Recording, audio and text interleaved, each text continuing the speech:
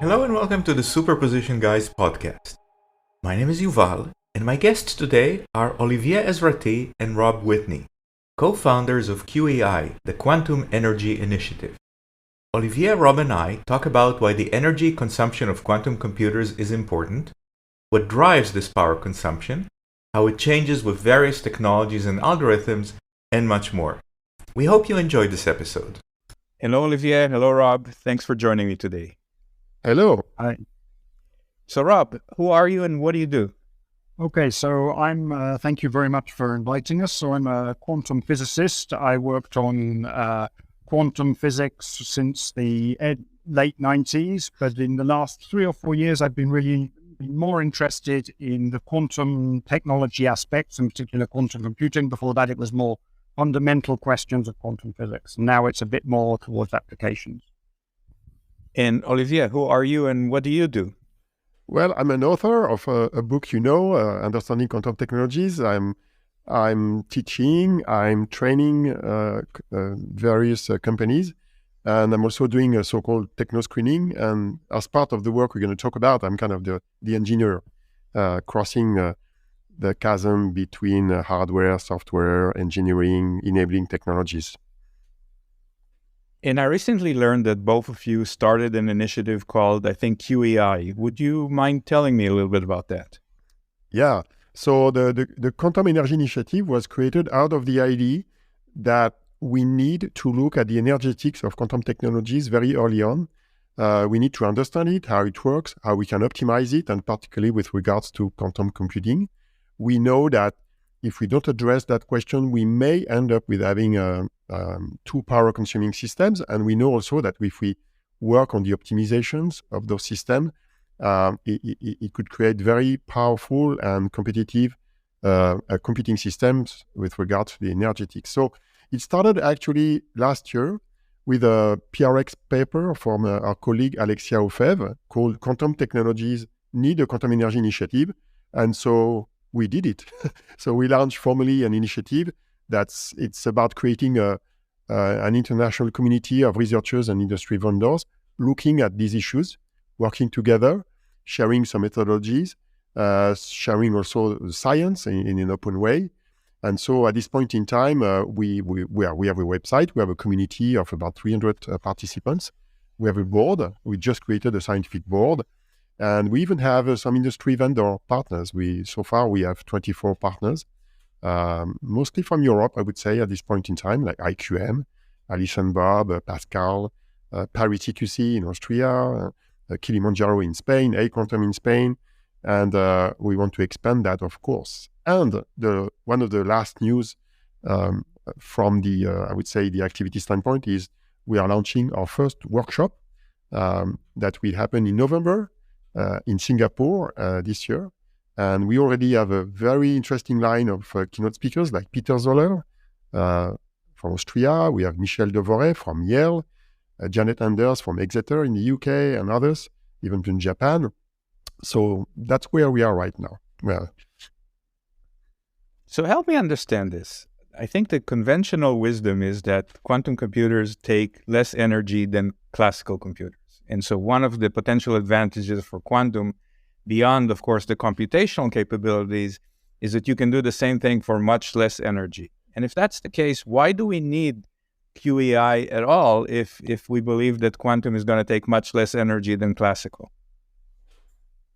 Okay, that's a very good question. In some sense, that brings us to the research that we did in the CNRS to sort of answer this question. Because on one hand, some people are saying exactly what you just said.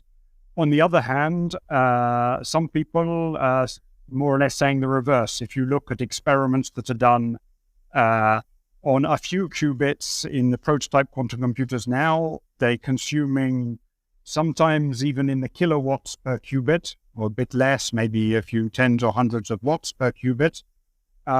And so if you want to scale that up to millions of watts, you immediately start to see power consumptions of multiple nuclear reactors. So then the question was, how do we scale towards large number of qubits without exploding the energy bill? And that is sort of, I guess, brings us on to our research topic, which then led us to realize there's so much more to say on the domain that we need to create a broad interdisciplinary initiative. But so we just started with small elements, taking the expertise that we had around us here in Grenoble, in the CNRS and the CEA, and built a simple model of a complete quantum computer, from the end user to all of the electronics, cryogenics, everything you can think of. So the end user means they want to know the solution to a particular problem. So we took a problem that we believe, that most of us believe, is not soluble on a traditional computer, which was breaking RSA encryption, not because we necessarily think it's the most exciting problem to solve, but because it's one that's well documented. So we took that procedure of taking the best documented things for every element in the computer, and tried to build a model where you could actually answer this question, where you could optimize all the parameters and actually answer the question, well, how much power will it consume? And we're very happy that we managed to build the model. And then we put in various scenarios, and depending which scenario we took, we got all possible answers, from consuming a power consumption of multiple nuclear power stations on the worst cases, to consuming the same power as a few Tesla cars on the best cases. So now it's a question, so now that was just a first sort of scan of the domain. So now, but already it gives us indications and hints of things to avoid and things to go towards, to avoid going into the regime of multiple nuclear power stations.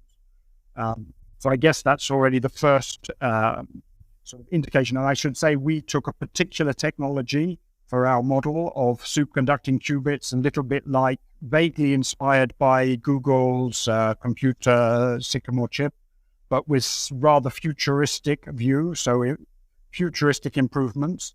And even then, we sometimes still got into the regime of multiple nuclear power stations. So one has a lot of work to do at the level of the enabling technologies to control electronics and all of these things if you want to get down to more reasonable power consumptions. And that brings us to the interdisciplinary nature, that we found that there were so many feedback loops between different scales in what we call the full stack.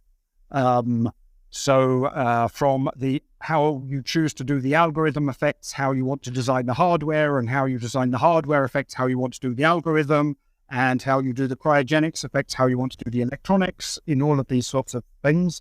So it really shows that you need an interdisciplinary group of, so which we are trying to construct by creating this community of people who can bring better information about the cryogenics from the cryogenic engineers, better information than we have about the electronics from the electronic engineers, better information about the algorithms from the quantum information experts, and bring that together and see if we can create a better, more realistic model for more different kinds of quantum computers, which gives us some better guidelines about how to compute without the cost being extravagant, let's say.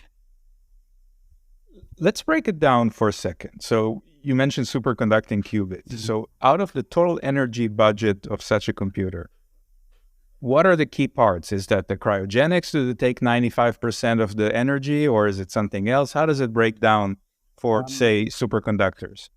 So for superconductors, the big expenses seem to be, so every unit of heat that you generate at a cryogenic temperature, you have to spend a lot of electricity to extract. That's just the law of thermodynamics. So typically, for everything that's inside the cryogenics, so at cryogenic temperatures, it will be the cost of keeping things cool which dominates. But what we also realized is, so that's a big cost, and that was sort of what we were expecting. But the surprise was that we realized that the control electronics are a similar order of magnitude for the budget, even when they're sitting at room temperature. So the all of the electronics that generates all of the microwave pulses that are going to go to the qubits to control the qubits and to read out the qubits, is not negligible, which we weren't expecting. And depending how good if you could make your cryogenics quite good, quite efficient, then it could even start to dominate the budget. What we start to see is that it's very different across different types of qubits. Yeah. So that's other types of qubits will have different energetic bills.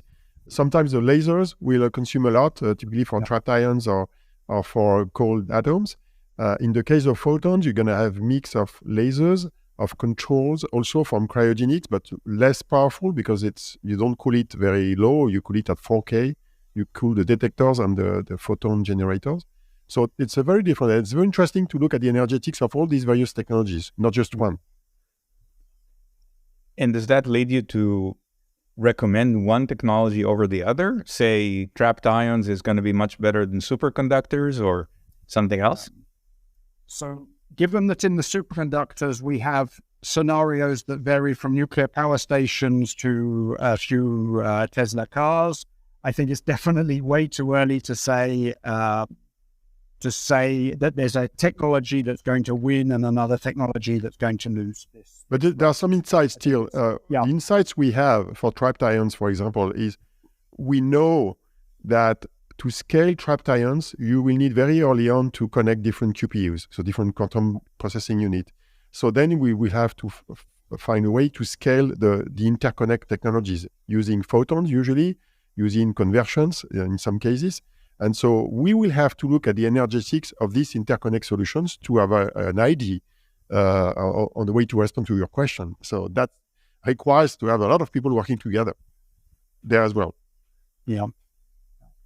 If we pick on superconducting qubits, I don't think they want to take more energy on purpose, right? They say, well, we have to have cryogenics, we have to have control electronics, and so on and so on. So assuming they're not switching to a different modality, what can a superconducting vendor do to reduce the energy footprint? Okay, so there are a bunch of parameters. So maybe just to mention a couple of them and not to try and be exhaustive is probably more interesting. So the first one that comes to my mind is the wires that come down from room temperature to the qubits conduct heat. And there's a limit to how much you can reduce the heat conduction of those cables. And so the smart thing to do is to say, how can I reduce the number of those cables? And that's all about multiplexing. So if I can put 10 qubits at the end of one wire and still address them individually, for example, by putting them at different frequencies or something like that, so I can talk to all of them individually, then that's 10 times better than if I have one qubit at the end of each wire. So those sorts of clever tricks about multiplexing and reducing the number of wires per qubit are clearly winning strategies, I think. But the price, there's always the thing, this is one of the things we realize is there's always a price to pay. So the price to pay is more crosstalk between qubits. So you send information to one qubit, but if there are too many qubits being addressed by the same wire, then it will tend to increase the noise that's felt by the other qubits. So you need to find the sweet point between the two. And that's where a sort of an optimization of the type we're thinking about enables you to make progress by finding the sweet point between energy consumption and quality of the qubits. Which brings me nicely to one other thing I wanted to mention, which is for us, we think it's very important, and it makes me think of the discussion you had about benchmarking in your podcast a couple of weeks ago, which was that we suspect the right way to pose the question is to say, what is the energy consumption for a given desired result for the end user? Because there's a lot of questions of a playoff between quality and energy consumption at every scale inside the quantum computer. And what really matters is, can the quantum computer solve the problem you want it to solve? And that's your sort of fixed constraint. And then you can optimize everything under that constraint, but you need it to work. There's no point having a quantum computer that consumes much less but doesn't do the job it was built for. That's sort of clear. So we take that approach. So we actually call this our metric noise resource approach. So the metric is what you want the computer to do as an end user, and what requirements that imposes on the quality of the qubits. The noise is then the modeling of what all of the effects that disturb the qubits from doing their job. And then the resources are the things you bring to stop that noise disturbing the qubits. And so it's this sort of three principal elements, which are sort of the philosophical basis of these more complicated models we're trying to build to model these systems. What's interesting is you can add one fact that there's some economics involved there, because we know that if we want to scale efficiently the control electronics, for example, we will have to have a new economics, a volume market for quantum computers, because that's what will drive those vendors to scale down the size of the electronics, the power consumption, when you increase the number of qubits. So it's about kind of having a new Moore's law for the control electronics driving the scalability of those quantum computers. It's a mix of science, technology, and economics. I wanted to ask you, Olivier, you mentioned earlier that there are several hardware vendors. I mean, you mentioned IQM and maybe others that are engaged in QAI.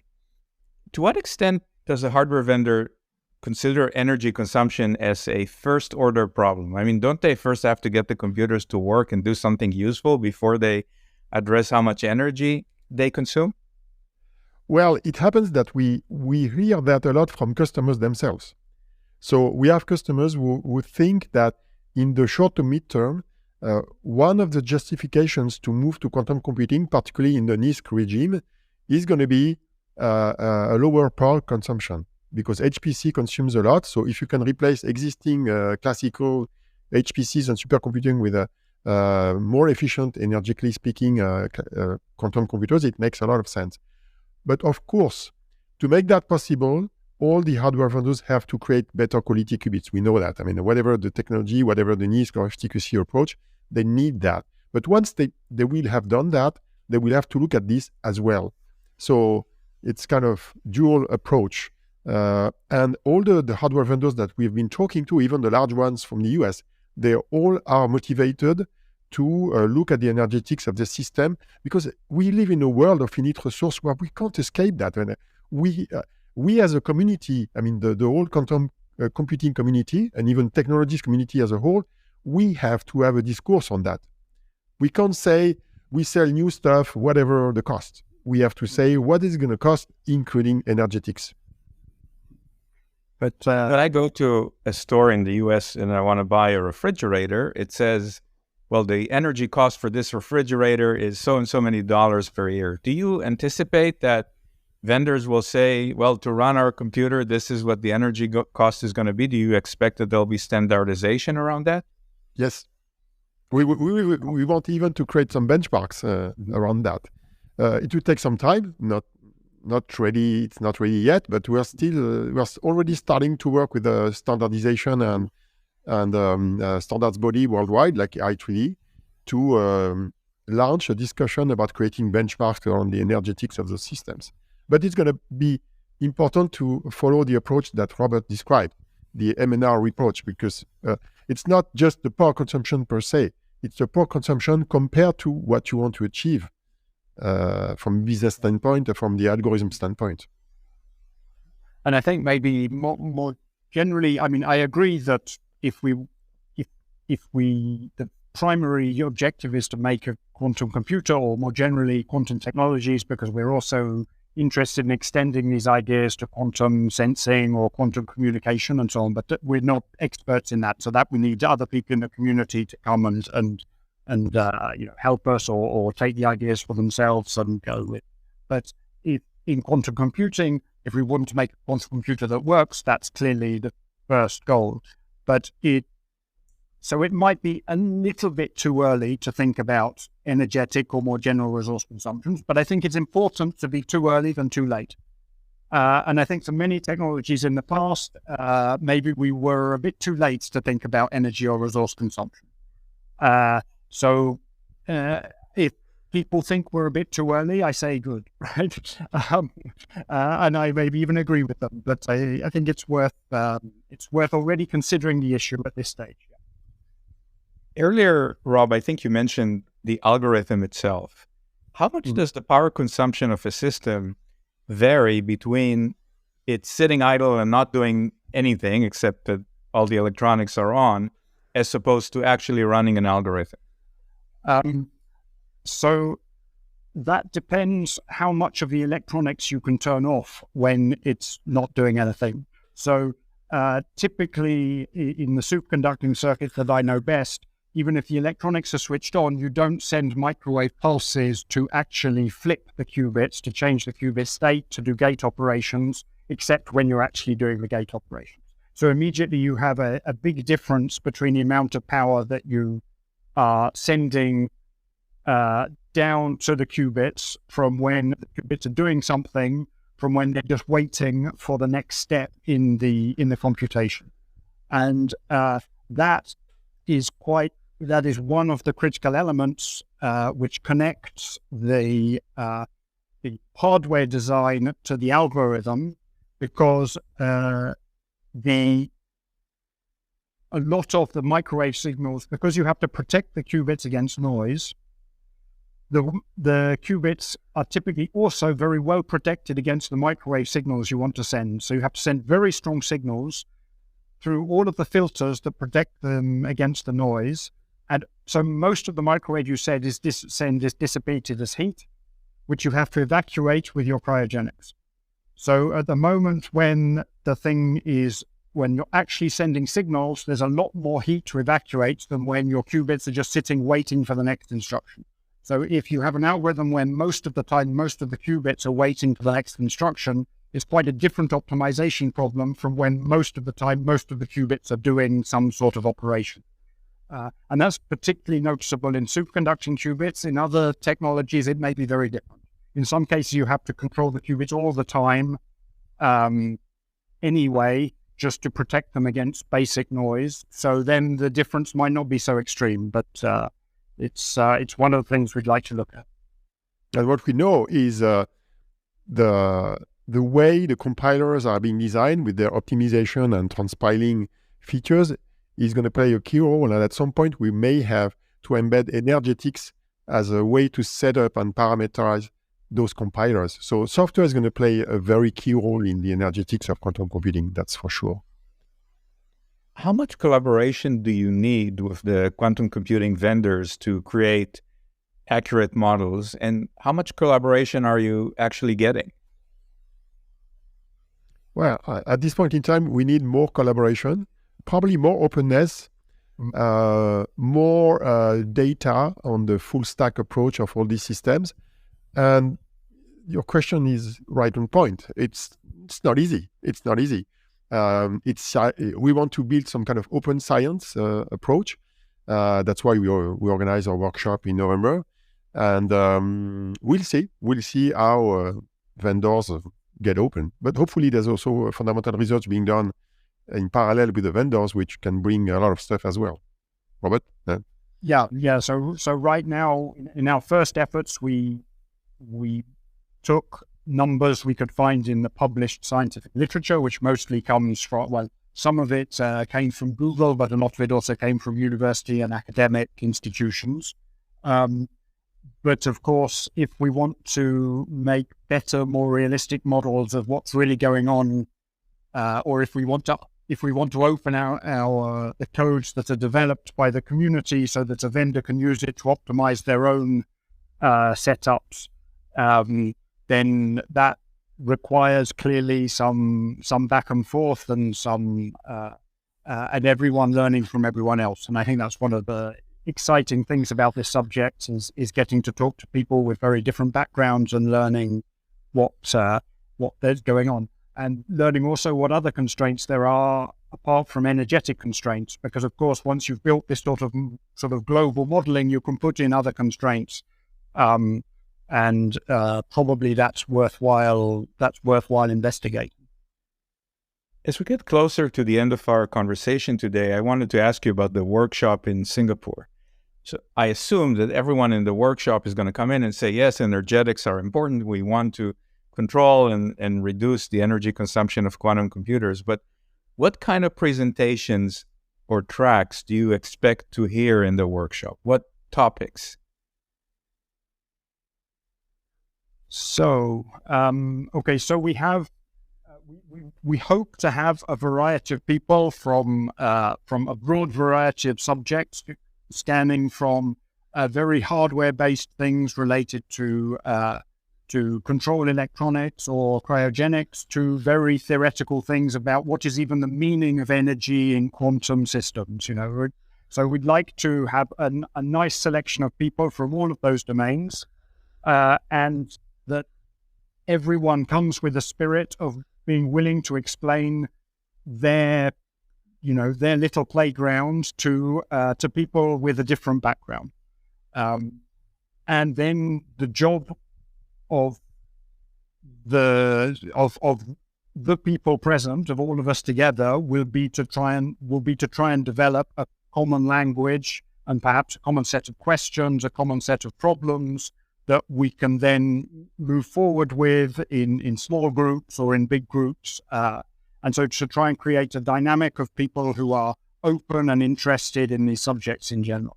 I think that would be my objective for the workshop, and not set any particular constraints beyond that. Olivier, did you want to add something to that? Well, I can frame the workshop because we're going to have people from different fields, fundamental quantum devices, people working on quantum hardware, I mean the actual qubits. We'll have people working on quantum algorithms and software, and it's very important to have all these people work together. And also we want to have people from the HPC world and hybrid computing world, because any quantum advantage, whether it's energetic or computational, has to be always compared to what we do today on actual classical systems. And so classical information processing is important for that to respect, and also because classical information processing is required to control all these qubits, particularly when you implement quantum error correction. So it's kind of interdisciplinary approach, and we want to implement that right away in our first workshop. But it's the first one, so we're going to learn with playing. A supercomputer today, probably the energy consumption scales with the number of cores, right? If I've got 10,000 cores versus 20,000 cores, the 20,000 cores is probably going to be nearly twice as much. How is the scaling in terms of number of qubits? I mean, is that exponential? Is that quadratic? Is that what does your model show there? That's a good question. So I would say it's quite linear, so it's not so different. But what is perhaps very different from traditional computing is that in traditional computing, you often talk about flops or gigaflops and things like that. And those sorts of measures of a quality of a quantum computer have no meaning. So it's one thing to say it scales with the number of qubits, but how good are those qubits? What is their fidelity? What is their connectivity? What are all of those other questions? All of those other parameters which also affect the energy consumption. So if for example, every qubit talks to every other needs to have a connectivity with every other qubit, it could easily be that the scaling is much worse than linear, because you need the number of wires then needs to maybe scale like the square of the number of qubits or something, and so then the heat, just the heat conduction of the wires will scale like the square of the number of qubits.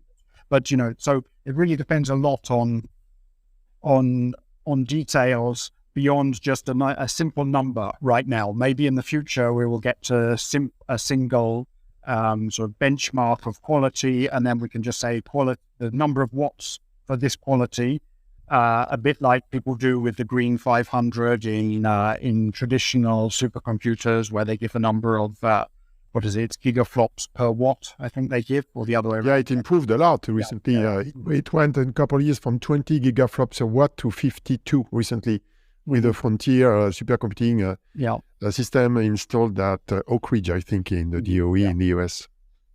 So we're much too early to be able to give any sort of measure like that. but it's exactly the sort of questions we should be asking. What are the good measures? So what is a good measure of quality and what is a good measure of energy consumption? And then can you make a ratio which is a useful measure of efficiency? Or is it a multi-parameter space in which you can't do anything like that?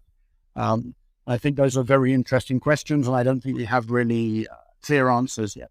But that's good, because a good research program is about asking the right questions, not having the answers right away. So we ask a lot of questions to many people, and we ask them to work together to solve those problems. My next to last question is a hypothetical question. So if you guys could have dinner with one of the quantum greats, dead or alive, who would that be? Olivier, maybe you first, and then Rob. Who dinner with whom, you said? I didn't get it. One of the quantum greats, one of the famous quantum people. Oh, the famous quantum people. We already have many connections, I would say. We don't miss those connections. What I would like to have is to have a group of the greats of this world, like the Jay Gambetas from IBM, Michel Devoret, Rob Sholkoff, and Alexander Blais from Sherbrooke, and also those guys working on electronics from Keysight, from Zurich Instruments, from SEEK, Oleg Mukhanov, Robert McDermott. I would like to have all these people in the room. So more like a dinner party than a one-to-one. Yes, exactly. Yeah. And I gave you the option of dead people as well, but the dead ones. Oh, the dead ones. Well, I mean, for sure, I would love to be a fly on the wall on the discussions that were happening in the 1920s that led up to quantum mechanics between Heisenberg and also the discussion between Heisenberg and Schrödinger, and who really. To what extent they were inspired by each other, or they figured it all out individually, which I'm not an expert on the history of that, but I would be delighted to know that. How can people learn more about the QEI and get involved? Simple. We've got a website. So you Google Quantum Energy Initiative, you'll bump on our quantum-energy-initiative.org. We point to the QEI workshop. It's easy to find as well. We just checked that you can Google it, although the website is very recent. And you can find also the PRX paper from our friend Alexia Ofev that was published in June. We'll send you all the links, and we can make good use of it. Very good. So Olivier, Rob, thank you so much for joining me today. It was a pleasure. Thank you very much. Thank you for inviting us. Bye-bye.